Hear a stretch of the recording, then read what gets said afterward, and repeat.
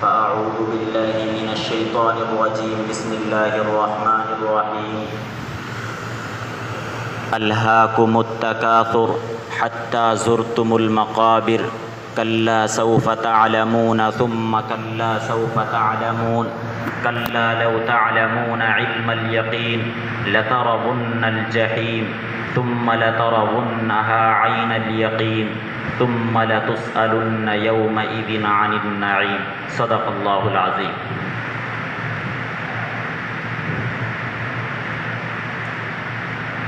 حضرات گرامی قدر اور عزیز ساتھیوں،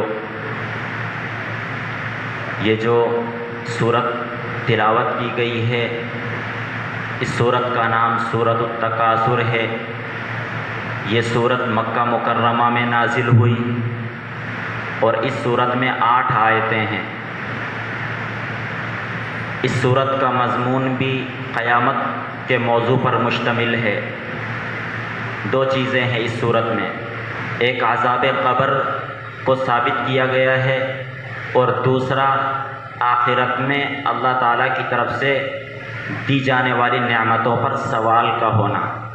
یہ 2 چیزیں اس سورت میں ہیں۔ مسلسل یہ 4تھی سورت ہے جس میں قیامت کے موضوع پر مضمون ہے۔ سب سے پہلی سورت تھی اذا زلزل، کہ اس کے اندر اللہ تبارک و تعالیٰ نے یہ بیان کیا کہ انسان جو بھی عمل کرتا ہے، اچھا ہو یا برا، قیامت کے دن وہ اس کے سامنے آ جائے گا۔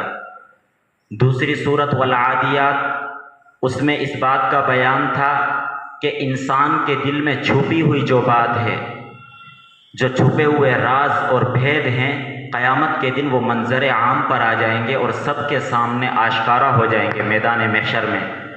تیسری سورت سورۃ القاریہ، وہ بھی اسی مضمون پر مشتمل تھی۔ اس کے اندر اس بات کا بیان ہے کہ قیامت کے دن جو فیصلے ہوں گے وہ علی الکف فیصلے نہیں ہوں گے، بلکہ اعمال کو تول کر کے فیصلے ہوں گے۔ اور اس صورت میں عذاب قبر کا ذکر اور آخرت میں یعنی میدان محشر میں نعمتوں پر سوال کا ذکر ہے۔ اس صورت کا ترجمہ یہ ہے کہ ایک دوسرے سے بڑھ کر کے دنیا کا عیش حاصل کرنے کی فکر نے تمہیں غفلت میں ڈال رکھا ہے، یہاں تک کہ تم قبرستان میں پہنچ جاتے ہو، یعنی مر کر کے قبروں میں چلے جاتے ہو اور زندگی ختم ہو جاتی ہے۔ جب تک دنیا میں رہتے ہو تو مال و دولت کی فکر ہر وقت تمہارے دلوں پر مسلط رہتی ہے۔ اور اللہ تبارک و تعالیٰ پیار بھرے اور شفقت بھرے انداز میں انسان کو سمجھا رہے ہیں، فہمائش کر رہے ہیں کہ یہ چیزیں ہرگز ایسی نہیں ہیں کہ ان پر فخر ہونا چاہیے یا ان میں لگ کر کے آخرت سے آدمی کو غافل ہونا چاہیے۔ کلا سیعلمون، ہرگز نہیں، ہرگز ایسا نہیں ہونا چاہیے، عن قریب تم جان لوگے۔ ثم کلا سیعلمون، پھر دوسری مرتبہ فرما رہے ہیں کہ ہرگز یہ چیزیں ایسی نہیں ہیں کہ ان پر تم فخر کرو، بلکہ پھر تم عن قریب جان لوگے۔ کلا لو تعلمون علم الیقین، کہ تم ہرگز نہیں، تم اس کو علم یقین کے طور پر جان لوگے۔ 3 مرتبہ اللہ تبارک و تعالیٰ شفقت بھرے اور پیار بھرے انداز میں انسان سے فرما رہے ہیں کہ دنیا کی زندگی اور دنیا کا مال و متاع، اولاد اس قابل نہیں ہے کہ ان پر فخر کیا جائے یا ان میں پڑھ کر کے انسان آخرت سے اور اللہ سے غافل ہو جائے۔ کلا لو تعلمون علم الیقین لترون الجحیم، تم ضرور بالضرور جہنم کو دیکھ لو گے۔ ثم لترونها عین الیقین، پھر تم اس کو ایسے دیکھ لو گے گویا کہ تمہیں اس پر مشاہدے کا یقین حاصل ہو جائے گا۔ یعنی جب انسان آنکھوں سے کسی چیز کو دیکھتا ہے تو اس پر جو انسان کو یقین اور علم حاصل ہوتا ہے، یہ علم کا آخری درجہ ہے۔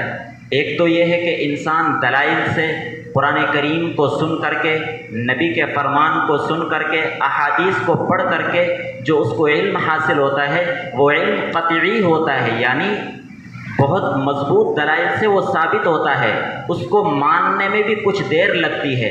لیکن ایک چیز ہے کہ انسان جب اسے اپنی آنکھوں سے دیکھ لیتا ہے تو اس پر جو علم حاصل ہوتا ہے، جو یقین حاصل ہوتا ہے، اس سے بڑھ کر کے یقین کا اور علم کا کوئی درجہ نہیں۔ حدیث پاک میں ہے لیس الخبر کالمعاینہ، لیس الخبر کالمعاینہ، کہ سنی ہوئی بات دیکھی ہوئی اور مشاہدے کی طرح نہیں ہوتی۔ جس طرح مشاہدے سے انسان کو یقین حاصل ہوتا ہے، ایسے سنی ہوئی بات سے یقین حاصل نہیں ہوتا۔ ثم لتسألن یومئذ عن النعیم، پھر تم سے اس دن دنیا میں جو اللہ تبارک و تعالیٰ نے تمہیں نعمتیں میسر کر رکھی ہیں، جو نعمتیں عطا کر رکھی ہیں، ان کے متعلق تم سے سوال ہوگا کہ تم نے ان کا کیا حق ادا کیا۔ یہ اس صورت کا مختصر سا ترجمہ اور مفہوم ہے۔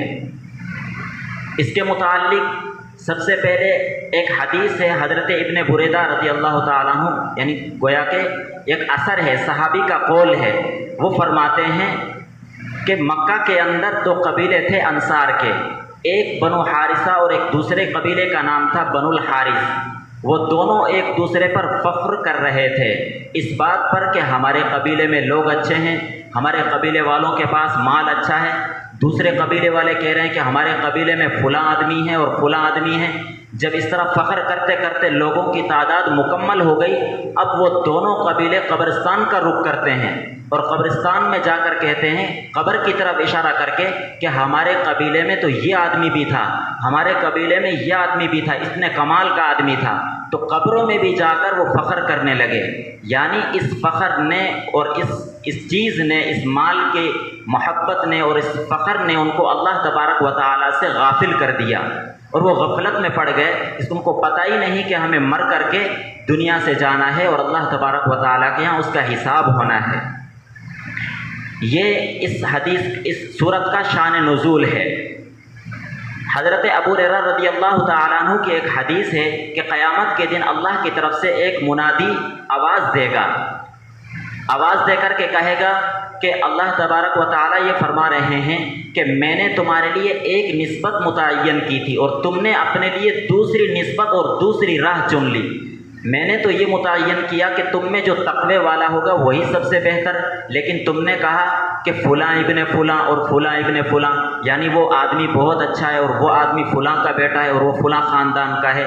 تو اللہ تبارک و تعالیٰ فرمائیں گے، آج میں اپنی نسبت کو بلند کرتا ہوں، یعنی جن کے متعلق اللہ تبارک و تعالیٰ نے تقوی کی فضیلت بیان فرمائی ہے، میں ان کی نسبت کو بلند کرتا ہوں، اور جن کی نسبت تم نے گھڑ لی ہے ان کو میں ذلیل و خوار کرتا ہوں۔ پھر اللہ تبارک و تعالیٰ فرمائیں گے کہ تقوی والے لوگ کہاں ہیں؟ یعنی اللہ تبارک و تعالیٰ ان کو اس لیے بلائیں گے کہ ان کے درجات کو بلند کریں۔ تو یہ جو الہاکم التکاثر، لفظ تکاثر، اس نظم کے مفسرین نے 3 معنی بیان کیے ہیں۔ پہلا معنی ہے کہ مال کی کثرت، یعنی آدمی کو ہر وقت یہ فکر رہتی ہے کہ میرے پاس مال ہونا چاہیے، چاہے وہ کسی طریقے سے بھی حاصل ہو۔ ایک بنگلہ ہے تو دوسرا بنگلہ ہونا چاہیے، ایک گاڑی ہے تو دوسری گاڑی ہونی چاہیے، ایک فیکٹری، ایک کھیت ہے تو دوسری فیکٹری اور دوسرا کھیت ہونا چاہیے۔ اس طرح انسان مال کی محبت میں گرفتار رہتا ہے اور ہر وقت اس کی فکر رہتی ہے، اور یہ چیز ظاہر ہے کیونکہ انسان کی فطرت میں داخل ہے، اور دنیاوی نظام کو چلانے کے لیے، انسانی آبادی کے لیے مال ناگزیر اور ضروری چیز ہے کہ اس کے بغیر انسانی آبادی چل نہیں سکتی۔ لیکن یہ اس وقت تک ہے جب تک کہ مال جائز طریقے سے کمایا جائے اور جائز طریقے سے خرچ کیا جائے، تب بلکہ جائز طریقے سے کمانا اور حلال طریقے سے کمانا تو انسان کے فرائض میں داخل ہے۔ لیکن اگر مال کو ناجائز طریقوں سے حاصل کیا جائے گا تو پھر یہی مال انسان کے لیے لعنت اور وبال کا سبب ہو جاتا ہے اور پکڑ کا ذریعہ بن جاتا ہے۔ اللہ تبارک و تعالی ہم سب کی حفاظت فرمائیں۔ دوسری چیز فخر ظاہر کرنا، جیسا کہ ابھی ایک شان نزول بھی بیان کیا گیا کہ اپنے قبیلے پر فخر کرنا، دوسرے سے بڑھ چڑھ کر کے بنگلہ بنانا، ایک کے پاس مال ہے تو میں اس سے زیادہ مال والا ہو جاؤں، ایک کے پاس ایک فیکٹری ہے میرے پاس 2 فیکٹریاں ہونی چاہیے، ایک کھیت ہے میرے پاس 2 کھیت ہونے چاہیے۔ دوسری تفسیر یہ کی ہے، یعنی فخر کرنا دوسروں سے بڑھ کر کے میرے پاس مال ہونا چاہیے۔ تیسرا اس کا مطلب یہ بیان کیا ہے کہ ناجائز طریقے سے مال حاصل کرنا یہ بہت بری چیز ہے۔ کسی طریقے سے بھی مال حاصل ہو، اللہ کے منع کی ہوئی یعنی جن اللہ کے حدود کو پامال کرنا، اللہ نے سود سے منع کیا ہے، سود میں پڑھ کر کے، رشوت سے منع کیا ہے، رشوت میں پڑھ کر کے مال کو حاصل کرے، تو یہ تیسرا طریقہ اور تیسرا درجہ ہے۔ اس تفسیر میں مفسرین نے التکاثر لفظ کے 3 معنی بیان کیے ہیں: مال حاصل کرنا، دوسروں پر فخر کرنا اور ناجائز طریقے سے مال کمانا۔ بلکہ حضرت نبی کریم صلی اللہ علیہ وسلم کی حدیث ہے، حضرت انس فرماتے ہیں کہ اللہ کے نبی صلی اللہ علیہ وسلم نے ارشاد فرمایا، لو کان لابن آدم وادیا من ذہب، کہ اگر آدم کے بیٹے کے لیے، یعنی انسان کو ایک وادی سونے کی مل جائے، ایک میدان بھرا ہوا اس کے لیے موجود ہو، تو اس کی یہ خواہش ہوگی کہ مجھے دوسرا میدان مل جائے اور دوسری وادی، جب دوسری مل جائے تو تیسرے کی اس کو خواہش ہوتی ہے۔ انسان کا منہ قبر کی مٹی ہی بھر سکتی ہے۔ تو یہ مال کا لالچ اور اس کی محبت انسان کی فطرت میں داخل ہے۔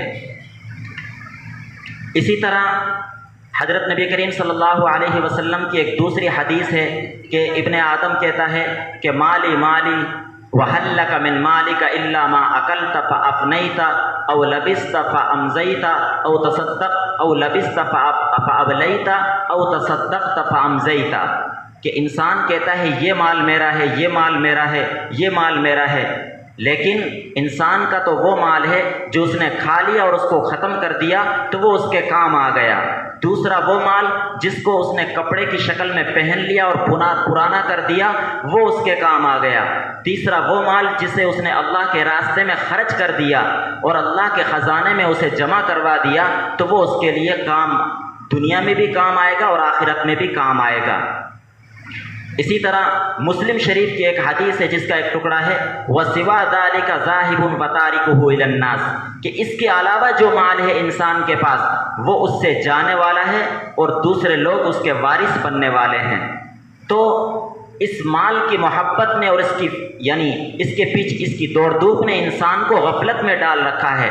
اصل یہ ہے کہ انسان اس مال کی فکر میں اور اس کی لالچ میں پڑ کر کے اللہ تبارک و تعالی سے غافل ہو جاتا ہے۔ پھر الہاکم التکاثر حتی زرتم المقابر، یہاں تک کہ وہ قبر میں پہنچ جاتا ہے، تب اس کو احساس ہوتا ہے۔ لیکن اب احساس کا ہونا اور اس کو فکر کا ہونا کچھ نفع نہیں دے گا اور اس کے لیے فائدے کا سبب نہیں بنے گا۔ کیوں؟ اس لیے کہ قبر میں جانے کے بعد انسان کے لیے جو اعمال کا دروازہ اور راستہ ہے وہ دنیا ہے۔ انسان کو فکر کرنے کی ضرورت ہے کہ اللہ تبارک و تعالیٰ نے اس کو کس طرح پیدا کیا، ایک ناپاک نطفے سے، پھر گوشت کا لوتھڑا، یعنی ترتیب وار مراحل میں انسان، پھر بچے کی شکل میں وہ دنیا میں آتا ہے ایک تنگ راستے سے، پھر وہ ایک کمزور سا بچہ ہوتا ہے، پھر اس سے جوانی کی طرف پہنچتا ہے، بچپن سے جوانی، اور پھر جوانی سے بڑھاپے کی طرف، اور پھر بڑھاپے سے قبر کی طرف، اور بعض لوگ بڑھاپے سے پہلے ہی بلکہ بچپن میں ہی قبر کی طرف چلے جاتے ہیں۔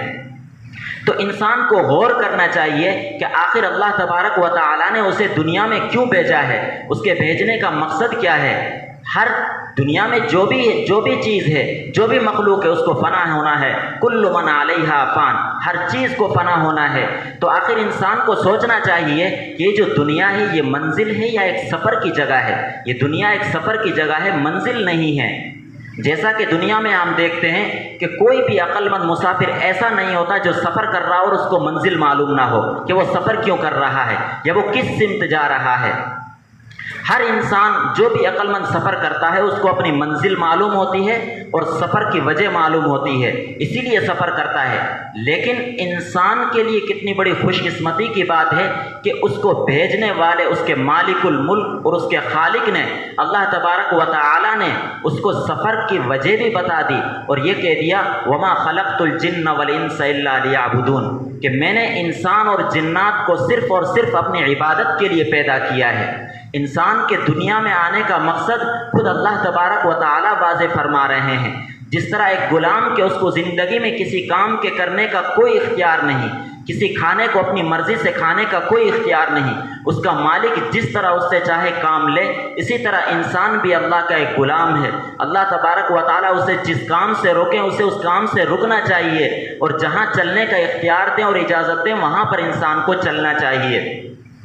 ایسا نہیں ہے کہ جیسے مثال کے طور پر عبادت، نماز ایک بہت بڑی عبادت ہے، نماز پڑھنا ثواب کی چیز ہے، لیکن اللہ تبارک و تعالی نے جیسے مثال کے طور پر اللہ کی طرف سے اس میں منع ہے کہ انسان بالکل زوال کے وقت میں نماز پڑھے، یا سورج کے غروب ہونے کے وقت میں، یا سورج کے نکلنے کے وقت میں، جس طرح نماز پڑھنے پر ثواب ہے، اگر اس نہیں کے بعد یعنی صبح سورج کے نکلنے کے وقت میں نماز پڑھے گا تو زوال کے وقت میں نماز پڑھے گا تو اس پر انسان کی گرفت بھی ہوگی اور اس کو گناہ ہوگا۔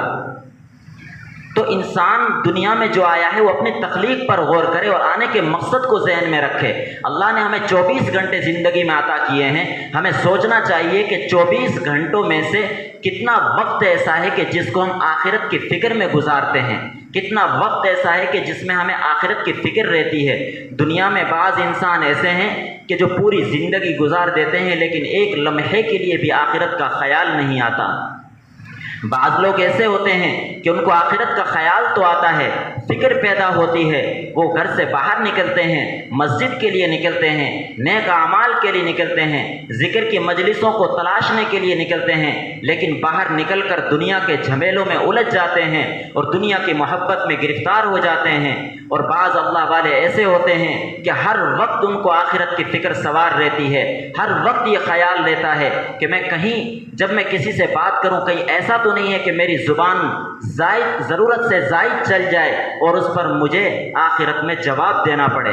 اس طرح بھی اللہ کے نیک بندے ہوتے ہیں کہ جن کو ہر وقت آخرت کی فکر رہتی ہے۔ تو اس طریقے سے انسان کو اپنی آخرت کی فکر ہر وقت رہنی چاہیے، اپنی تخلیق پر، اپنی پیدائش پر غور کرنا چاہیے۔ اور یہ بھی یقین ہے ہر انسان کے نزدیک یہ بات مسلم ہے کہ کوئی انسان ہمیشہ دنیا میں نہیں رہے گا، نہ کوئی رہا ہے۔ لوگوں نے قرآن کا انکار کیا، مشرکین ملحدین نے قرآن کا انکار کیا، ایک اللہ کے ہونے کا یعنی توحید کا انکار کیا، لیکن موت سے کسی کو انکار نہیں ہے۔ جو بھی دنیا میں آیا ہے اس کو مرنا ہے، وہ مرے گا ضرور، کیونکہ دنیا میں کسی کو بقا ہے ہی نہیں۔ دنیا میں ہر آنے والے انسان کو فنا ہونا ہے، تو جب باقی نہیں رہنا تو ہمیں اس آخرت کی فکر کرنی چاہیے جس کی طرف ہمیں جانا ہے۔ اور اس کا بھی کسی کو علم نہیں کہ کس کو موت کب آئے گی، کون سا وقت ہے کہ جس میں اس شخص کو موت آئے گی۔ آج کا دور ترقی کا دور ہے، سائنس کا دور ہے، بہت زیادہ ترقی ہے، لیکن اس بات کا کسی نے دعویٰ نہیں کیا کہ کس انسان کو کب موت آئے گی، کس انسان کو کب موت آئے گی، اس کا کوئی آج تک دعویٰ نہیں کر سکا اور حتمی بات نہیں بتا سکا۔ ایسی مشینیں اور ایسے جدید آلات آ گئے ہیں کہ جن کے ذریعے سے انسان کے ایک ایک جسم کے عضو کی جانچ ہوتی ہے اور پڑتال ہوتی ہے، جس سے پتہ چلتا ہے کہ انسان کے جسم میں کون سی بیماری ہے، کون سی نہیں، اس عضو میں کتنی طاقت ہونی چاہیے اور کتنی کمزوری ہے، ابھی کتنا گوشت ہونا چاہیے اور کتنا کم ہے۔ یہ سب چیزیں ہیں، لیکن موت کے بارے میں ابھی تک حتمی طور پر کوئی سائنسدان یہ دعویٰ نہیں کر سکا، کسی جدید آلات کے مالک نے یہ دعویٰ نہیں کیا کہ کس کو کب موت آئے گی۔ جب کسی کو علم نہیں اس بات کا تو اس ہر وقت پھر آخرت کی فکر دامنگیر رہنی چاہیے اور یہ خیال رہنا چاہیے کہ نہیں معلوم مجھے کب موت آ جائے گی، جب میں قبر میں جاؤں گا۔ جیسا کہ حدیث پاک میں ہے کہ انسان جب مر جاتا ہے تو اس کے ساتھ 3 چیزیں جاتی ہیں، اس کے گھر والے، اس کا مال اور اس کے اعمال۔ 2 چیزیں واپس آ جاتی ہیں، اس کے گھر والے اور اس کا مال واپس آ جاتے ہیں اور اس کے اعمال اس کے پاس رہ جاتے ہیں۔ اس لیے آخرت کی فکر کرنی چاہیے اور اللہ سے غافل نہیں رہنا چاہیے، مال پر فخر نہیں کرنا چاہیے۔ بقدر ضرورت مال ہونا ضروری ہے، لیکن ایسا نہ ہو کہ اس مال میں پڑھ کر کے آخرت ہمارے ذہنوں سے اوجھل ہو جائے، جو کہ اصل مقصد ہے زندگی کا۔ دنیا میں آنے، حدیث پاک میں ہے الدنیا مزرعۃ الآخرہ، دنیا تو آخرت کی کھیتی کی جگہ ہے، یہ کوئی ایک منزل اور ہمیشہ کا ٹھکانہ نہیں ہے، اس لیے فکر ہر وقت رہنی چاہیے۔ دوسری چیز کہ مال جس طرح دنیا کی آبادی کے لیے ضروری ہے، تو اس سے یہ معلوم ہوا کہ انسان کی فطرت میں اس کی محبت داخل ہے۔ مال کی محبت سے کوئی انسان بری نہیں ہے، ہر کسی کو جس طرح اس کی ضرورت ہے اس کے دل میں اس کی محبت بھی ہے۔ تو کہیں ایسا نہ ہو کہ وہ محبت اتنی غالب آ جائے کہ انسان اپنے مالک حقیقی اور مالک الملک اور خالق سے غافل ہو جائے۔ اور آخرت سے غافل ہو جائے اور آخرت کی منزلوں کو بھلا دے۔ حدیث پاک میں آتا ہے کہ انسان، یعنی جس طرح ابھی آیت پڑھی گئی کہ پھر اچانک تم قبروں میں پہنچ جاتے ہو، قبروں میں پہنچنے کے بعد پھر انسان سوچتا ہے کہ اب کیا کیا جائے، اعمال اس کے اب اعمال کر نہیں سکتا، جو اعمال تھے وہی اس کے ساتھ ہیں۔ اس لیے کہ ایک حدیث پاک میں ہے کہ حضرت عثمان جتنا قبر کے ذکر پر روتے تھے اتنا کسی اور چیز پر نہیں روتے تھے۔ پوچھنے پر فرمایا کہ قبر آخرت کی منزلوں میں سب سے پہلی منزل ہے، قبر آخرت کی منزلوں میں سب سے پہلی منزل ہے۔ آخری آیت ثم لتسألن یومئذ عن النعیم، کہ انسان سے اس کے اللہ تبارک و تعالیٰ کی دی ہوئی نعمتوں کے متعلق سوال ہوگا۔ حدیث پاک میں ہے کہ اللہ تبارک و تعالیٰ نے انسان کو جو صحت کی نعمت دی ہے اس پر بھی پوچھ ہوگی، بلکہ انسان جو ٹھنڈا پانی پیتا ہے اس پر بھی قیامت کے دن انسان سے پوچھ ہوگی۔ صحابہ کرام نے اللہ کے نبی صلی اللہ علیہ وسلم سے اس آیت کو سن کر کے سوال کیا تھا کہ اللہ کے نبی، ہمارے پاس تو زیادہ کچھ نہیں ہے، ہر وقت ہتھیار ہمارے کندھوں پر ہیں، دشمن ہمارے سامنے ہے، کھانے کو کھجور اور پینے کو پانی کے علاوہ کچھ نہیں، تو ہم سے کیا سوال ہوگا؟ اللہ نے اپنے نبی کو وحی فرمائی کہ نبی ان سے کہہ دو کہ کیا تم گرمی سے بچنے کے لیے جوتے بنا کر نہیں پہنتے ہو، سردی سے بچنے کے لیے تمہارے پاس گھر نہیں ہے؟ یہ ساری وہ چیزیں ہیں جن پر تم سے قیامت کے دن سوال ہوگا۔ ایک مرتبہ حضرت نبی کریم صلی اللہ علیہ وسلم اپنے گھر سے نکلے تو دیکھتے ہیں کہ حضرت ابو بکر صدیق بیٹھے ہوئے ہیں بھوک سے نڈال ہو کر کے۔ پوچھا کیوں بیٹھے ہو؟ فرمایا ویسے ہی بیٹھا ہوں، ساتھ میں چل لیے۔ آگے چلتے ہیں، حضرت عمر سے ملاقات ہوئی تو ان سے بھی پوچھنے پر انہوں نے کہا اللہ کے نبی مجھے بھوک نے کمزور کر رکھا ہے۔ ایک انصاری صحابی حضرت ابو الحیثم کے گھر پہنچے تو وہ گھر پر موجود نہیں تھے، ان کے گھر والوں نے ان کو ٹھہرایا کہ وہ ابھی آتے ہی ہوں گے پانی لے کر کے۔ وہ میٹھا پانی لانے کے لیے گئے ہوئے تھے، جب وہ پانی لے کر کے پہنچتے ہیں تو وہ بڑے خوش ہوتے ہیں اللہ کے نبی کو اور حضرات شیخین کو اپنے گھر میں دے کر کے، اور اللہ کے نبی سے لپٹ جاتے ہیں اور کہتے ہیں فدا کا بھی ابی و امی، تم پر میرے ماں باپ قربان ہوں۔ اللہ کے نبی سے بڑے خوش ہوئے، پھر اللہ کے نبی کے سامنے کھجور کا ایک تازہ خوشہ توڑ کر کے رکھا جس میں طرح طرح کی کھجوریں تھیں۔ اللہ کے نبی صلی اللہ علیہ وسلم نے فرمایا کہ تم ان میں سے کھجوریں چن کر کے ہمارے سامنے رکھو۔ انہوں نے فرمایا اے اللہ کے نبی، میں چاہتا ہوں کہ آپ ہی ان میں سے چن چن کر کے اپنی مرضی سے کھائیں۔ پھر انہوں نے جانور ذبح کیا اور اللہ کے نبی اور حضرات شیخین کو ان کا گوشت کھلایا، تو اللہ کے نبی نے فرمایا کہ یہ وہ نعمت ہے جس پر قیامت کے دن تم سے سوال ہوگا۔ تو ہر نعمت کے بارے میں، بلکہ روایت میں یہاں تک آیا ہے کہ انسان جو اپنی آنکھ میں سرما ڈالتا ہے اس پر بھی اس سے سوال ہوگا، ممبر پہ بیٹھ کر جو خطبہ دیتا ہے اس کے متعلق بھی اس سے سوال ہوگا کہ تمہارے اس خطبے کا کیا مقصد تھا۔ تو حضرات جو بات یاد رکھنے کی اور سمجھنے کی ہے وہ یہ ہے کہ اس صورت میں دو چیزوں کو خاص طور سے ذکر کیا گیا ہے۔ ایک عذاب قبر کو حضرت علی کا قول ہے کہ اس صورت کے نزول سے پہلے ہم عذاب قبر کے سلسلے میں شک میں رہتے تھے، لیکن جب یہ صورت نازل ہوئی تو ہمیں یقین ہو گیا۔ تو ایک تو عذاب قبر اور دوسرا دنیا میں جو اللہ نے ہمیں نعمتیں دے رکھی ہیں ان پر آخرت میں سوال ہونا ہے۔ یہ دو چیزیں خاص طور سے ذہن میں رہیں۔ اللہ تبارک و تعالی ہمیں آخرت کی اور دنیا کی کامیابیوں سے اور سرخ رویوں سے مالا مال فرمائے اور پکڑ سے اور رسوائیوں سے ہماری حفاظت فرمائے، قرآن کریم سے ہمارا رشتہ مضبوط فرمائے۔ وآخر دعوانا الحمد للہ رب العالمین۔